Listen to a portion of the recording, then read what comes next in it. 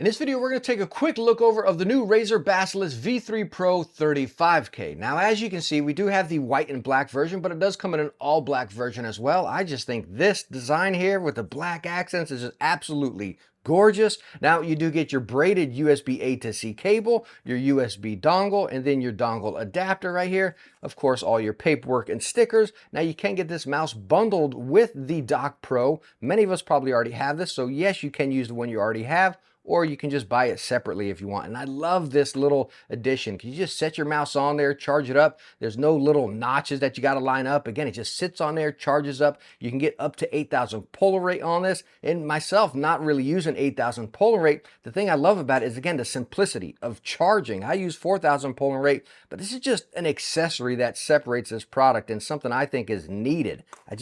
Gosh, I love it. Let's go and get into the details here, starting off the measurements. But I want to give you the measurements of my hand, as when I say it's too small, too big, or how I grip it, it's going to be totally different for you. So again, you can just get a relatable point looking at my hand dimensions. But as far as the dimensions of the mouse, I'm going to give you the raw measurements here, not just the ones that Razer supplies us. And look in the front to the back. I'm going to the very front of the button here. You can see that length. Now again, that's all the way to the front of this button, as it does swoop in a little bit on this side, maybe reducing a millimeter there. Now, again, as far as the shape, it's the same as we've seen before. Nothing's changed here. So trying to get that grip width without pressing a button, and you'll see that. As far as the flare out here, which again, really doesn't mean anything. That's really where your thumb is going to rest. And then if we look at the hump here, I'm going to have to go from this side as that sticks out pretty far.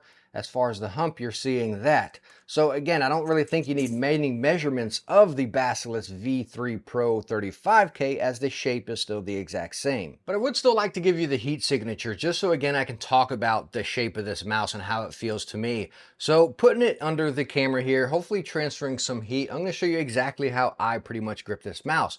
So releasing it here, you can see my hand is all around this mouse, all that bit in the back, rolling right up to the front, over here on that thumb groove as well. And then coming over here, you're not seeing too much. Again, it goes right up there, and I got my little pinky placement up there, right? So if we get rid of the freezing, but you can see it's right in the back. I'm really just holding the entire mouse in my hand here, as my thumb is right into that groove, but then I just got that little bit of pinky on the other side. So hopefully that can really make up your mind of how you grip this mouse. Now, right in line with gripping this mouse, before I actually talk about how it felt to me, I want to give you the weight of this mouse, because that really plays into this. So putting it on the scale here, we're going to get 117 grams. And yes, it is lofty. Now, I do have, again, the charging little puck on the bottom, which you can just pop it off. I unfortunately lost my white one. I'm not too sure what I did with it. So this one does weigh a little bit more. The other one's just core plastic. So this one's coming in at 4.8 grams.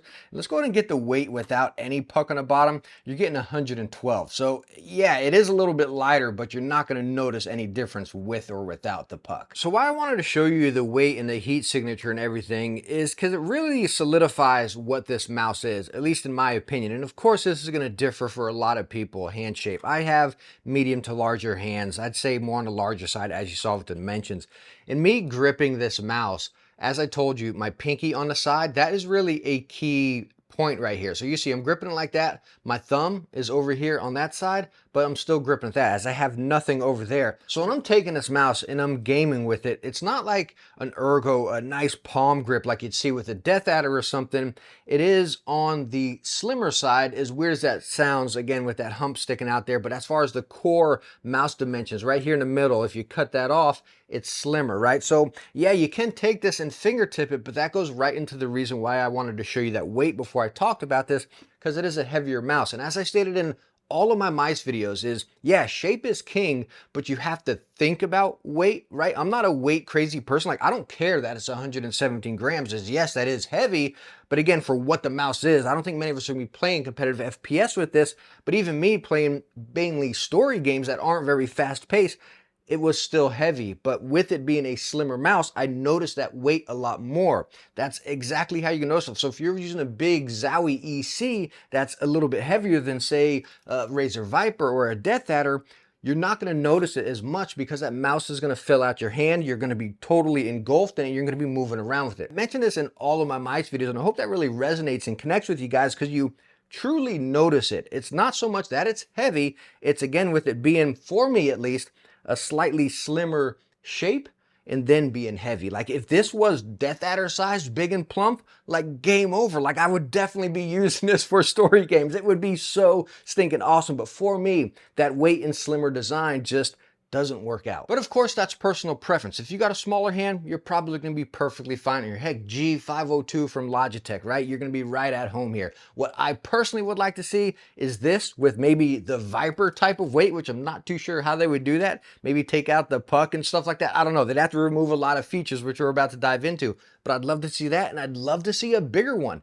I don't think Razer's ever made a bigger Basilisk. I'm just giving Razer ideas left and right in all my videos lately, and I think that again, a bigger, plumper Basilisk would be really awesome. Let me know what you guys think down in the comments. Now, as far as the build of this mouse, let me just tell you straight up, it is built like a tank. There's no flex, there's no give anywhere on it, which I'm going to show you with the force gauge meter pressing into it. But again, it better be built like a tank with the weight that it's packing, right? So pressing on the side here, I can go all the way up to, again, 15, 16 pounds, which I'm not sure if I mentioned. The side, you got the little rubber grips that go all up here, and then on the side, it's kind of rubber gripped as well. The texture on the back is just that PBT type texture, talking about the build. But anyways, going back into the pressure test, again, on the back, all the way up to 16 pounds. Over here on the side, again, I'm not getting anything. Even the bottom is absolutely solid. And as I showed you down here, you can change out that puck and pop that out. But no joke, this thing is solid. Now I want to show you the software and talk about some of the specs, as I usually don't really do in my mice videos, but that's where the core differences are going to come with this Basilisk V3 Pro. And I'm just going to show the core specs right up here for you guys. And the biggest difference you're going to notice is the Focus Pro 35K optical Gen 2 sensors.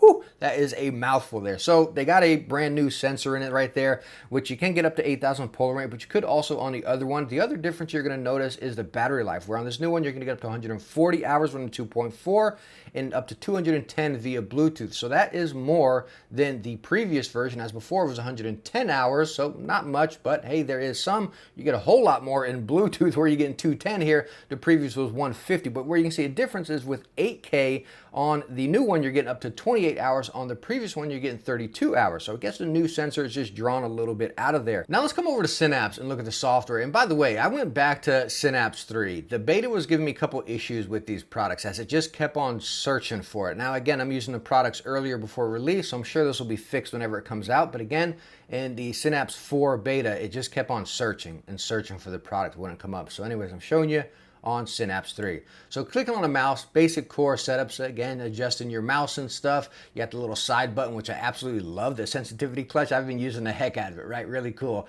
Coming down here, the scroll wheel. So this is a nice little touch I really like. You have the tactile and free spin, so obviously you can just free spin the scroll wheel, but I like the smart wheel over here, and you can actually adjust the sensitivity, low, medium, or high. When you set it to high, you're still gonna get those tactile bumps, as whenever you're doing pretty much standard scrolling, but you really gotta flick the heck out of it to make it go. So I'm gonna go ahead and try right here. So tactile, bam, and then if I flick it, it actually starts going. But you can get it really low. So if you just want just a mild flick, it'll automatically go into the smart wheel, or the free rolling right there. So really like this touch. Your acceleration, how fast you want it to go afterwards. But main thing is over here being able to adjust it from free spin or tactile. And I like being able to adjust that sensitivity. I thought it was kind of gimmicky until I put it on high. Out of the box, I believe it's set to medium. But when you get over here high, it's pretty nice. And again, of course, tons of customization you can do here, and then multiple profiles you can put on the mouse, I think up to 5. Coming over here to performance, sensitivity stages, I keep 2 active, but you can go up to 5, and it's increments of 1 if I'm, oh geez, now it's super slow, I can't even move. Okay, so I think you can do increments of 1 here. So let's see. Yeah, so if we can go to 202, yep, so it'll save to actually 202. Let me get back to mine, which with this being a heavier mouse, I pretty much always had to use a 1200, rather when a lighter mouse, I'll go to 800. So again, that's just talking about that weight again. Polling rate over here, of course, this is because I have the Mouse Dock Pro connected. On the standard dongle, you get up to 1,000 polling. I keep mine at 4,000, but you can get up to 8,000. You can also get an in-game polling as well. Set that to 8,000, set this to 1,000, so it's just gonna save battery life over time. You're not gonna need a high polling rate whenever you're just browsing or doing work on your PC. Sensitivity matcher, you all know about this now, how you can match the DPI of a different mouse, even if it's not a Razer one. Just kind of line it up there and it'll match that DPI to it. Again, I just set it to what I feel is comfortable. You have the brightness of the RGB, and I got it on 100 right now just to show you guys the brightness on it, but usually I just keep mine down to 50. But the RGB is, you know, RGB, we don't really need it, right? But it's a cool touch on this mouse. I just love the way it looks. Over here, effects, advanced effects, and then you just got your basic. I keep mine static, red, obviously. Smart dimming, again, to save some battery. Calibration, as far as your surface and stuff, and then you have your power, wireless power saving mode. So Synapse, again, pretty much straight, basic to the point. This is the one thing I really like, adjusting the scroll wheel. Now for the switches on this mouse, they are using the Gen 3 opticals. And as far as movement, over here on my button 1, the left one, I have no movement. Over here on the right one, I do have a little bit if you see it kind of dancing around, but you got to lean into this. Whenever you use it, you don't notice any of the movement at all. Of course, you got your buttons on the side as well, but coming back up to the front ones, they're pretty much snappy right down to the point. You got maybe a little bit of bounce at the end, but again, it's nothing you're going to notice. Coming over here, it's pretty much right down to business. Now, again, as far as the scroll wheel, which I got to keep the power on here, so when I get to the sound test, I can turn it off so it doesn't jack with my PC, but you can press this button, and then it goes into free spin right there. Press it again, you'll see it'll stop, tactile, and then you can go to free spin. Again, I keep mine on high here, just so it's not free spinning just randomly for me. So anyways, let me go on and take my microphone, set it up here so we don't get any vibration on the Wicked cushion. I'm going to turn the mouse off. Let's get this sound test.